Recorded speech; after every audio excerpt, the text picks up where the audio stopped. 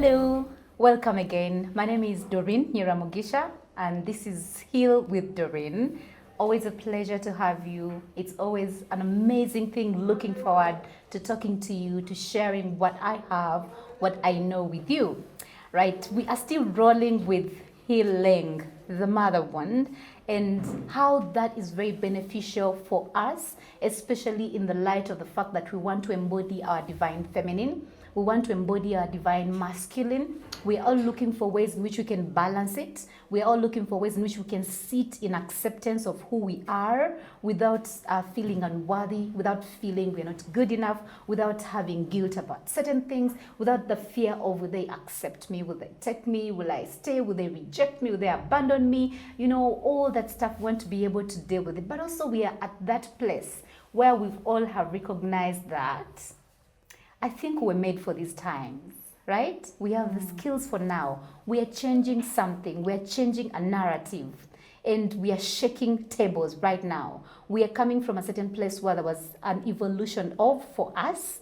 But now again, we are trying to create a balance. And we are the cycle breakers of this generation. We are made for these times, right? So having conversations on how to ease this transition, on how to ease this situation is amazing. I get to be lucky to have this conversation with you. And still, I'm joined with the amazing, beautiful Winnie. I have enjoyed doing life with Winnie. I've enjoyed doing wellness with Winnie for the years that we've done this together. You know, women thrive in community. I would say more than men will, or femininity really thrives in community. When you embody your true healthy feminine, you're able to get into community for various purposes. You know, femininity loves safety, loves support, and loves to feel accepted. So we're always looking for those places where we'll feel supported, accepted, and also to feel safe. Winnie being in my community, she's made me feel like that.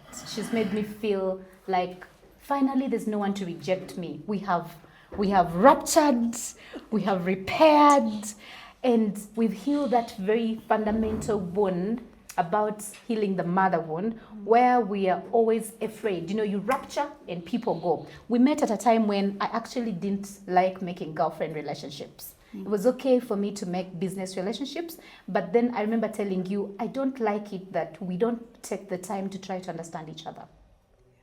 I love or I value being understood. Mm-hmm. We all love to be seen and understood. Yes, but I had come from a place where people don't have time to try to understand you, meaning they only want to eat off the right good stuff about you.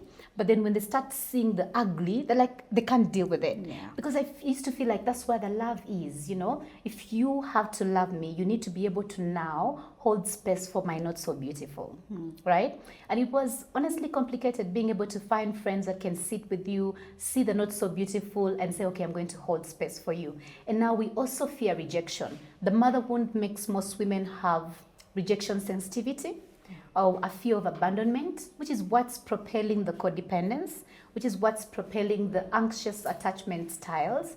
And that makes us attached to people too quickly. We want to come and please too quickly. We want to act as if we are so good. Maybe if she doesn't see my flaws, she will accept me. We want to be accepted, right? Yeah. But also we fear rejection. Behind all that, there's a fear of rejection. So we don't have the resilience. The mother wound, or rather the experience of the mother wound made it hard for us to be able to develop the resilience that is needed to be able to sit with people's flaws, to be able to sit with people's not so beautiful. So when there's rupture, it's chaos. And then I hear it, I don't have the bandwidth for that. You know, for me, I sense negativity, I go. It's just a lack of resilience. Because how do meaningful friendships form? There's no perfect human being, but that human being that stays and looks at you not so beautiful and creates a bit of a reaction and says, okay, let's sit together and talk about this. And then you're able to repair. I've been blessed by that from you. So you've been a gift to me. Thank you. And I am happy to share you as a gift with the followers and subscribers and lovers of Heal with Doreen. And I know I'm going to have so many conversations with you because we've done the hard part. We started wellness when majority of people thought it was just a gimmick. It was just a thing. They didn't think it was a Passing lifestyle phase. thing. Exactly. And others called it a cult. I Yeah. remember stories like that, Yeah. you know. Then people called it, people will judge something that they don't have the energy for, something that scares the demons in them, you know. But I'm happy that we're coming to continue the conversation around healing the mother wound. Now, specifically, I want us to look at some of the effects of the mother wound on how we show up sexually, right? But also how we show up in our feminine, in relationships. Feminine energy heals, but also feminine energy is easier when it leads, you know. I want to just pick your brains on how you're able to hold space for both your masculine energy and your feminine energy, and that's how that feels like, you know, or how you have felt guilty about being able to embody your feminine energy, you know, in the light of you need to look tough, you need to look, you know, you need to look this and that, you know. So that's what I would want us to talk about. But quickly, have you ever had to struggle with receiving? Because look at this. Most women now are clamoring for, I want to show up in my feminine energy. Yes. Last weekend, I had a group of ladies come over to my house. I still hold sessions at my house because I feel at my house people are able to be vulnerable and then they're able to talk. So these ladies came at my house at midday and they left at 9 p.m. Typical of Doreen, right? And we spent the whole afternoon talking about receiving from men, receiving masculine support. One of the gifts of the feminine, when we learn to hold space for the divine feminine, when we heal the blocks that keep us from experiencing the feminine internally, one of the gifts is being able to receive. Now, there's receiving in so many ways. What does receiving feminine support mean to you, or what has it meant for you? Receiving feminine support. Rather masculine support, sorry. Oh, masculine support, sorry, yeah. Masculine support. Or It's even been- receiving, just receiving, yeah. Yeah. First, understanding it as feminine and masculine. yeah. For me, first and foremost, for feminine, I trust her more. Yeah. She's very firm and very assertive and discerning. So if I don't have that, chances I'm going to get conned. But she helps me, the feminine energy helps me decide exactly what I need and sense it how I want it. But the masculine energy helps me defend it. Okay. Helps me display it, help me express it in a way that the world would understand. So not being able to receive these energies externally is chaotic. You're alone, you're staggering. Yeah. You know, and then the worst thing, I'm feminine energy mostly. Yeah. So you lead with your feminine energy. Yes, I do. Good.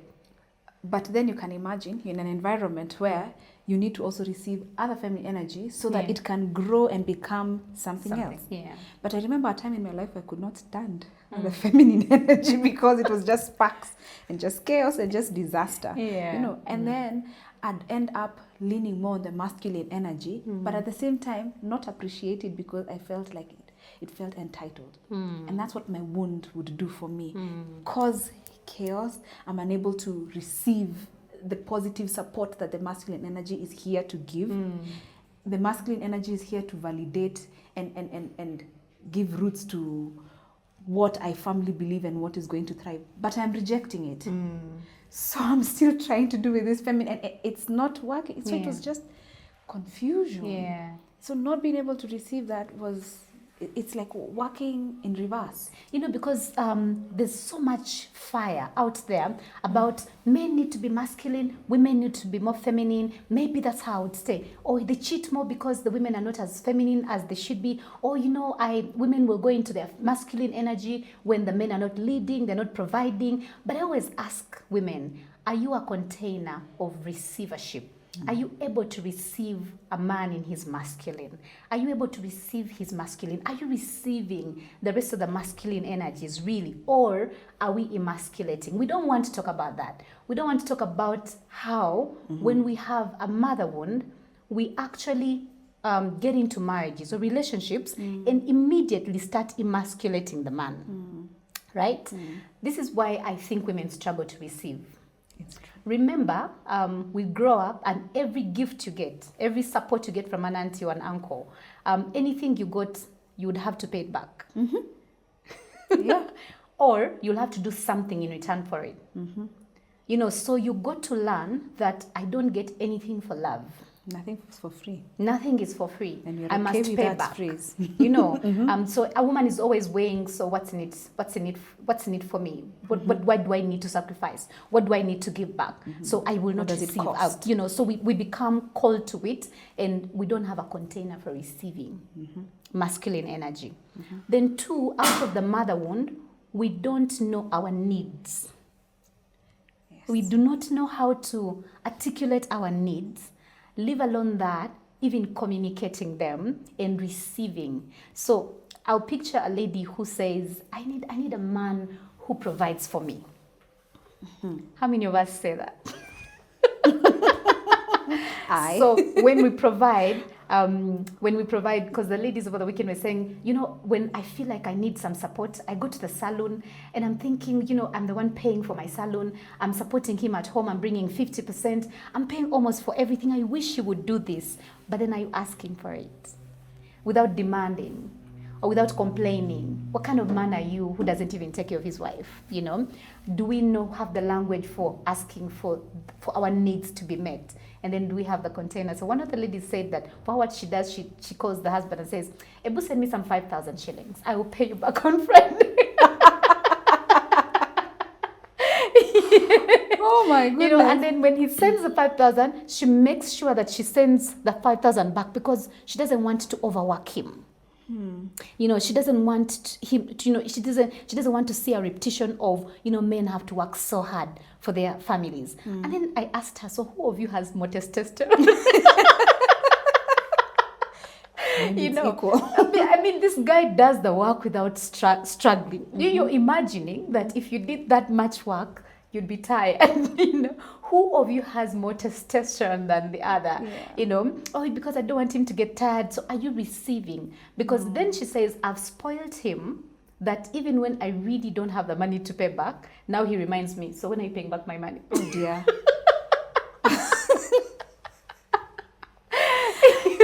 So she's like, Doreen, what do? I want to feel supported. I want to feel taken care of. I want to feel provided for.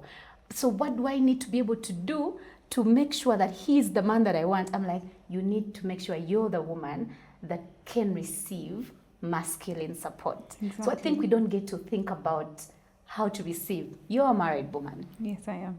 How have you navigated that? I am very sure, Winnie. I'm very sure. Don't lie to us. Because you're such a mother goose. I am very sure. You've had your own struggles with receiving. Yes, I have. Where have they been? Oh my gosh. It's been in a lot of places.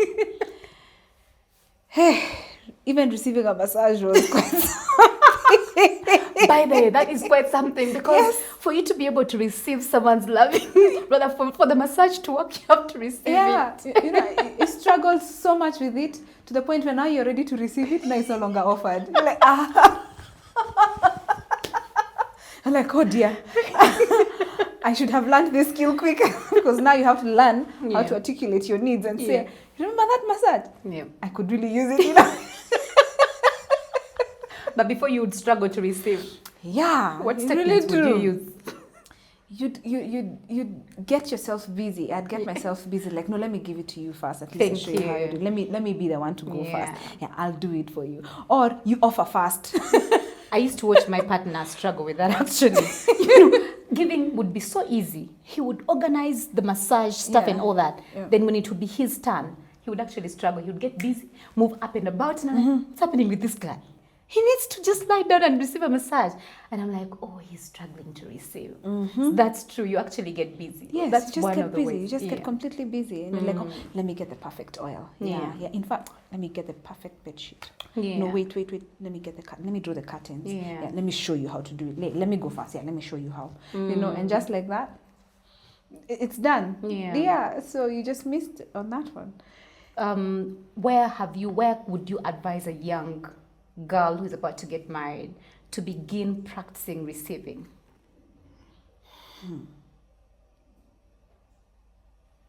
It's in as simple things as, can I take you to lunch? Yeah. Say yes. Oh. And when you go for lunch, Yeah. don't take out your handbag. Leave it To alone. pay for it? Yeah. When you see the bill, Yeah. do not stretch for it. Yeah. Don't. In fact, relax and say, Yes. oh, that was a nice meal. Thank you. Yeah. Yes. Yes. That's a good I know one. if you're feeling so anxious, you can pinch yourself under the table. It's fine. It's okay. Your nervous system might be going into flight mode. Like, you know what? I don't want her to think of me as a broke person. Yes. You know, I don't want her to not take me out next time. Let me, you know, is it okay if we share the bill? Yet somebody asks, can I take you for lunch? You know? Going Dutch is not something that helps masculine and feminine energy balance. Yeah. In fact, it makes things worse. Yeah. And so it makes you have boundaries that are not clearly communicated, and it makes people assume boundaries and expectations. Yeah. And so you're disappointed. Yeah. Yeah. I see how we struggle to receive compliments. A simple thing. Yeah. We actually shake. We Yes. want to run for the hills. Don't try me. Yeah. I think you have a beautiful smile, Winnie. Oh, we agree, we're not trying. I think you're about to tell me I get it from my mom. But you're not going to say thank you. Yeah, I'm so like, thank And your you. body It's language is about to turn. Yeah, you don't know how to sit with that kind of a compliment. You get anxious. You're like, what are they I'm doing? getting my makeup done. It's like, oh, your skin is sitting well with makeup. I'm like, oh, okay. Must be the kidney cleanse. I think I'll do more of the kidney cleanse. You know, but you want to say that know. things. You want So to like, thank what you. else can I say about you?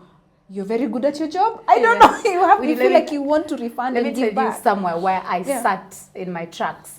So one time we do, you know how you do budgeting for the family. Yes. And then, you know, let's say your budget is 100,000 for the month, and then your partner brings 70,000, and it's like, I'm going to send the 30,000. Let me tell you, I used to find myself concentrating on the 30,000, which has not yet come, as opposed to receiving the 70. So next day, you said you sent the 30. That is so true. That is so true. Instead of being grateful, Yes. receiving, so the mother wound brings with it the Scust mentality. Oh my God. We look at what is not there as opposed to using now the creativity to multiply this 70, right?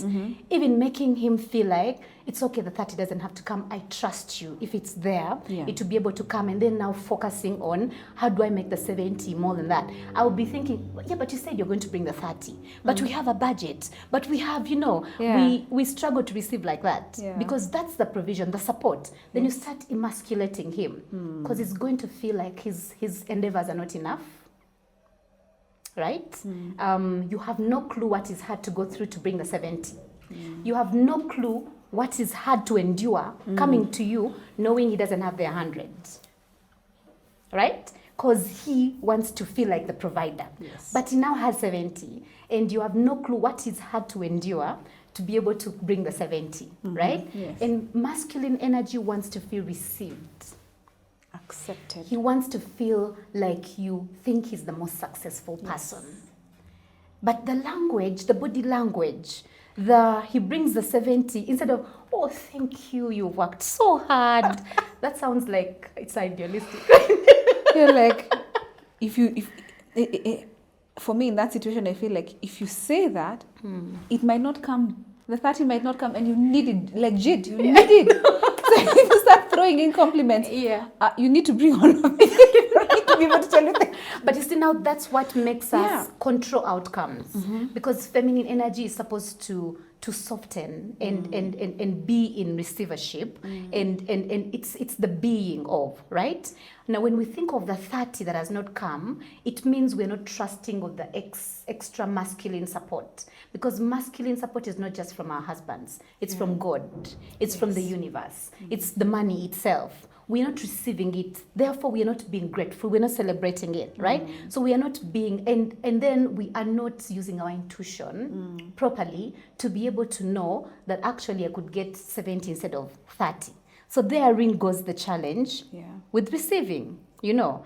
And that's when I sat down and I'm like, just imagine, I'm such a creative person, but I'm the one focusing on 30 instead of saying, kudos, this is well done. I don't know what you've had to do to bring us to 70. I know there's plenty more where that came from. Yeah. You know, instead you're thinking of the scarcity of, so why doesn't he think, how is he able to run a family without bringing 100,000? It's supposed to be 150. It's supposed to be 200,000. She's supposed to be even more. He's supposed to give me more. But if you can't receive the 70, you'll not be able to get the 300. I have a question, Doreen. So you throw in the compliments for the 70 and all, right? Yeah. Brings 100, you still throw in the compliments, right? Yeah. So I don't know. What happens when down the road you start experiencing the feeling of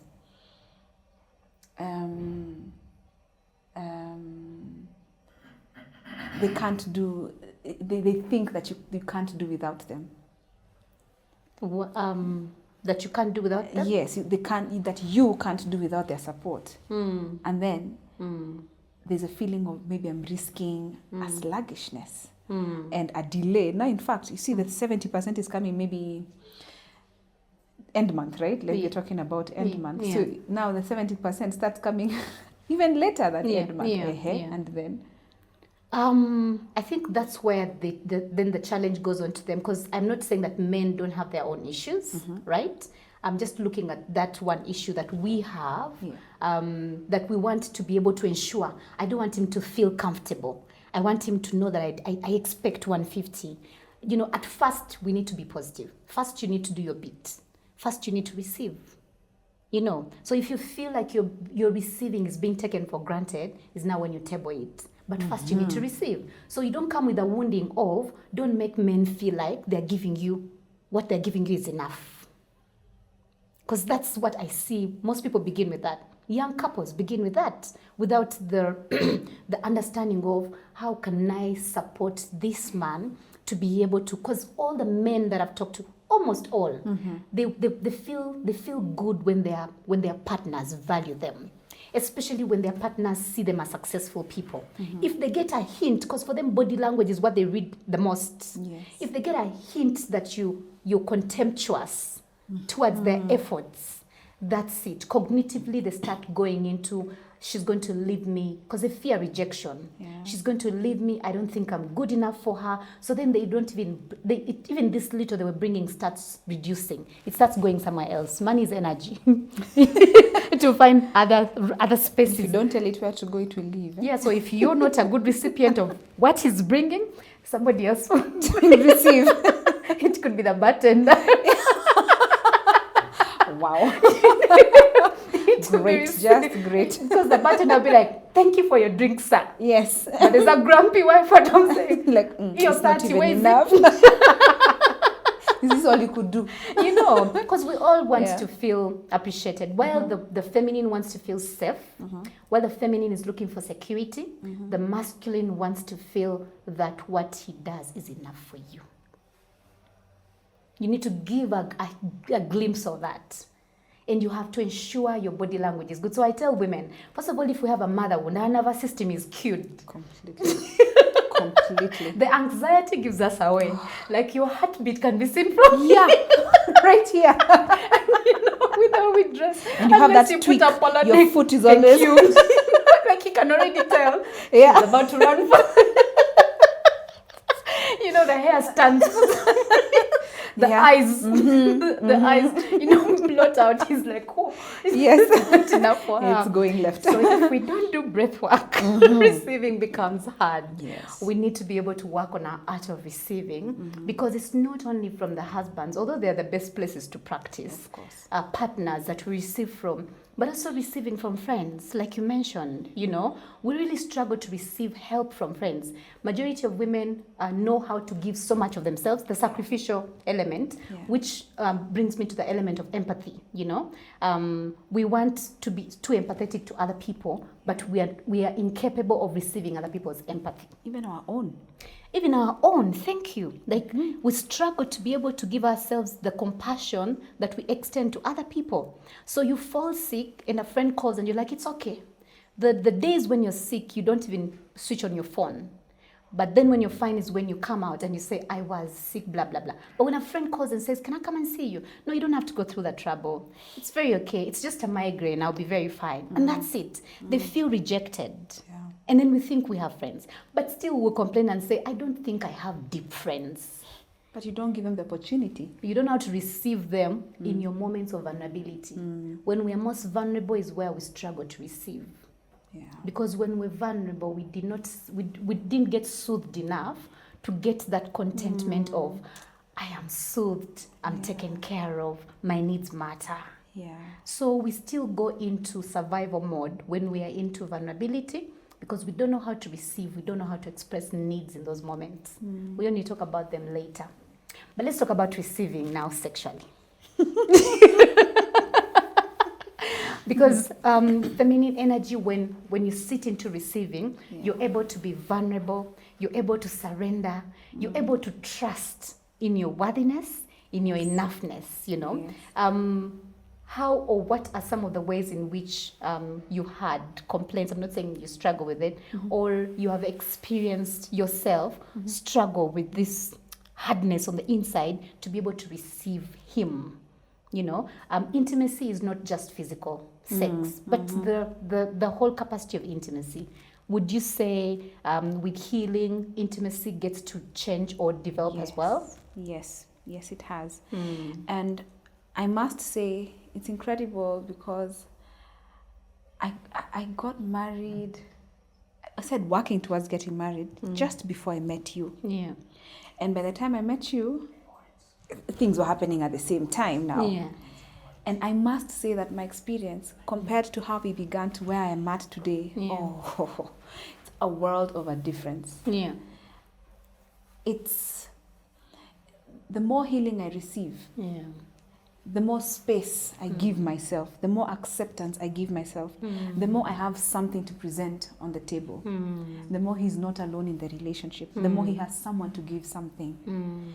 And the deeper, and the more, the deeper the quality of the relationship. I don't know if that makes sense. I get it. Let me look at the subtle elements of how we struggle with intimacy based on the mother wound. Yes. So what the mother wound does, it creates attachment wounding, right? Because the mother was our first place of relational activity. Yes. So that when there's a mother wound, the feeling of unworthiness creates rejection sensitivity in us. Yes. So we attach to partners and we want to have sex with them immediately so that we can keep them. We don't want to be rejected. You're thinking, if I can get the best of me, where is he going? Because your sexuality is pretty much the best of you, you know, not the best of you, but what you guard the most, right? So if you feel if you give it in, then you're going to connect with him. So we connect too easily and create shallow relationships or experiences.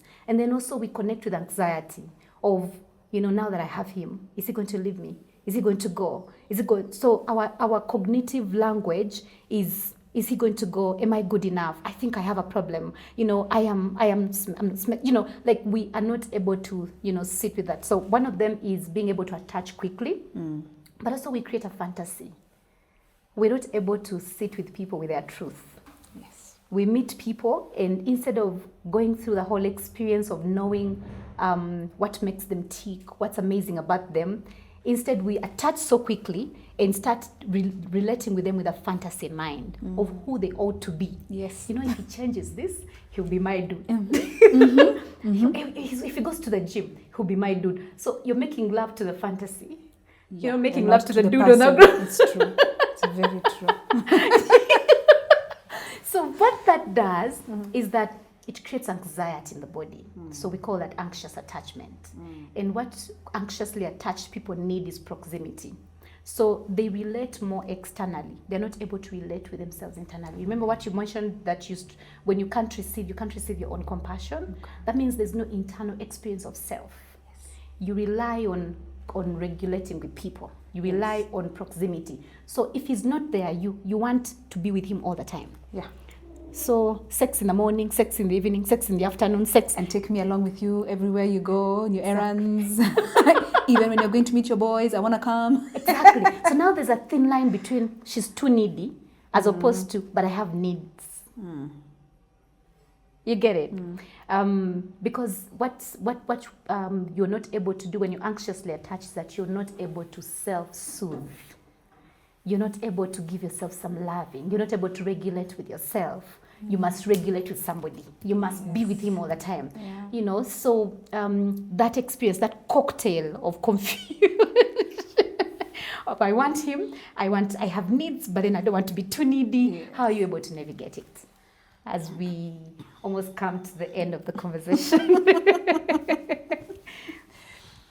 First and foremost is acknowledging that yes, I didn't get enough soothing. Yeah. So I've had to sit with myself and ask myself, what would you prefer? How do you think you would have wanted to be soothed? Also, exploring other things about me that I enjoy about like myself. that. Yeah, I discovered I like reading books. Oh, I like being in the kitchen. Yeah. Aha, I like sitting on my balcony and just doing nothing, you know? I love writing. I could go out walking, as in exploring other ways of soothing yourself. And I realized that it gave me the space to sit down and go through emotions. But when I was completely, attached, I have to be with you all the time, and sex is the only transaction that I have, I would not sit with exactly what I'm going through. And sometimes it had nothing to do with him. But because I'm regulating with you, you gotta be here. But that gets old also. And then it gets to a point where it also stops working. And for me, it stopped working real quick because one, COVID hit. Also, wellness is digging deeper, you know.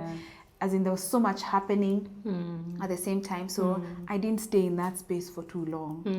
And it really was a big savior to my relationship, I believe. That's good. Yes, and I'm so happy for your journey. Thank you. I'm so happy because when I hear that, that's really the point of growth for most of us women, to be able to learn how to soothe yourself away from expecting the other person to soothing you 100%, because we keep judging their level of emotional engagement based on 100% that they bring in. Yet we're not giving ourselves the 50%. We were never taught how to actually give ourselves the 50% and not feel guilty for it. There's a guilt that comes with it, because I need to sacrifice all of it, the other person needs to sacrifice all of it, There's so much we will be able to talk about and share. I've really enjoyed this conversation with you, because I also want to ask you about your journey, your gluten-free journey, and what you're doing with it and how you're supporting other people, but also how you discovered the inner mother. This inner mother is not just looking like I have to give birth to children, be married and all that, but actually what it means is being able to birth ideas, be creative, nourish things, nurture my body. What does nurturance mean to me? How did I walk back towards myself? I feel like we still have a lot to be able to talk about and untangle society's messages towards what it means to be a mother and how we can be able to redefine our motherhood. It's been a pleasure. Thank you for having me. Thank you very much for so amazing. coming and for sharing your insights and your your experience and your vulnerability to be able to use your most vulnerable experiences to share with the rest. Thank you, Winnie. Thank you. So that's pretty much about the mother wound. There's advantages, there's benefits of healing the mother wound. If we don't heal the mother wound, we are going to, in some way, continue being children. We are going to live spiritual immaturity.